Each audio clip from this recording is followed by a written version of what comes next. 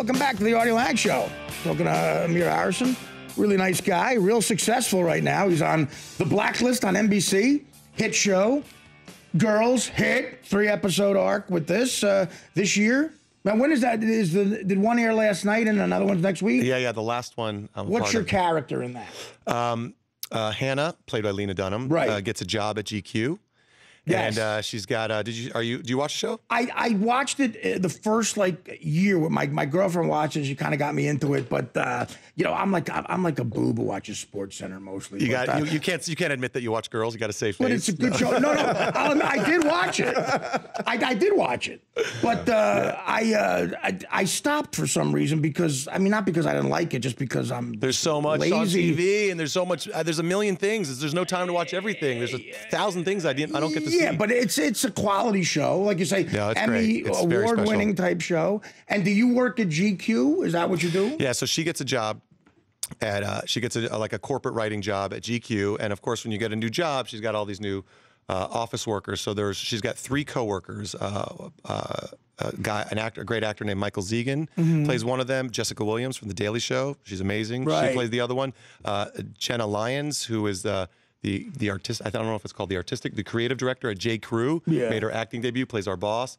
And I play Kevin, sort of the one guy that she kind of can't crack, doesn't get along with, and he's that who can't Hannah can't or Hannah the other can't girl? crack. Okay. He doesn't like Hannah. Right. They don't like each other, but they come around. They coexist. He's sort of her office frenemy, if you will. And also the really sounds like a juicy role, right? Oh my God, it was so fun because he was she's afraid of corporate writing.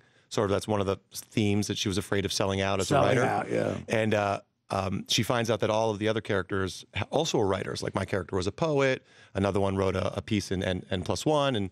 And so she's like, wait, you guys can do both?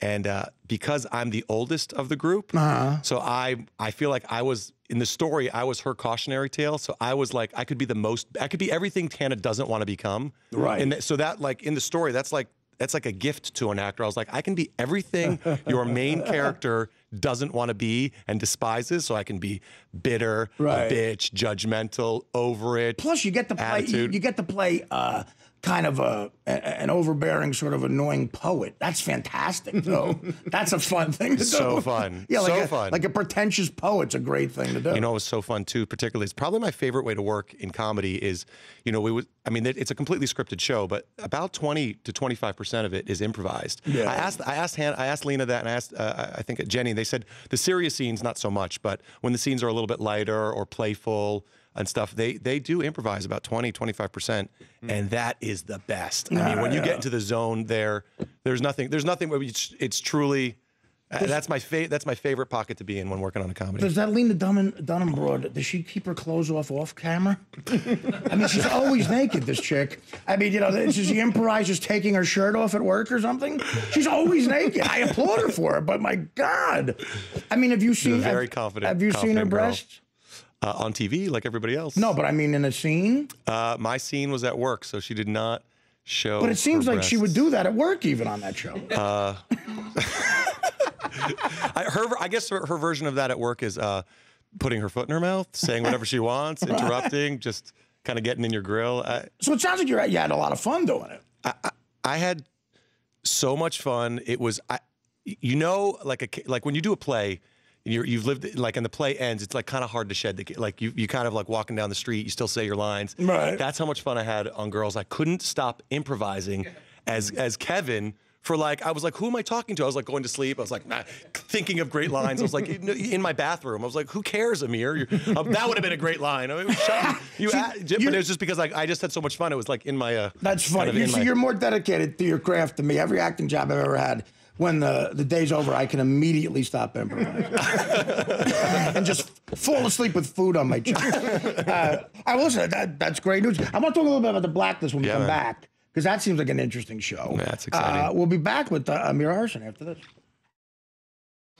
Hey, back with Amir Arison, a real good guy, real successful actor, and he's on The Blacklist on NBC. Let's talk about that. That looks like an interesting. I'm dying to see that show. I don't have again, something else I don't have time for. Basically, if I'm not working, I'm in the shower trying to reach my feet. I wish I was joking. What's Spader like? What do you do on that show? That seems fascinating, that show. So you know what the show's about. The premise of the show is a secret FBI arch criminal. He's got power over them because he's giving them information. Yeah. He's a former FBI turncoat, mastermind criminal who turns himself into. Yeah, but he's always been an interesting actor. Spader, I always liked him. I always loved Spader. I mean, I remember bad or good guy he could play. You know, he's he was so. I felt like he was the unsung hero of Lincoln. I mean, everyone like Daniel Day-Lewis and Tommy Lee Jones, but Spader was so good in Lincoln. Remember the movie Less Than Zero where Robert Dodger, he plays that real scumbag coke dealer? It's hilarious. You know, I remember being I guess I was 10 or 11, and my mom taking me to we were the family, me and my sister wanted to see it, and she went with her friends. I guess she was 16, or I was 12. Or I can't remember how old. I was definitely under 17. Right. I was 14, and my mom took me to Less Than Zero. Dark movie. And the lady was like, he's too young to see this. She goes, my mom's like, no, he's seen adult movies. He's seen plenty of rated R movies. He can handle it. He's a mature kid. And she was like, are you sure? And my mom was like, yeah, okay. And we went to Less Than Zero, and my mom apologized to me after. She goes, really?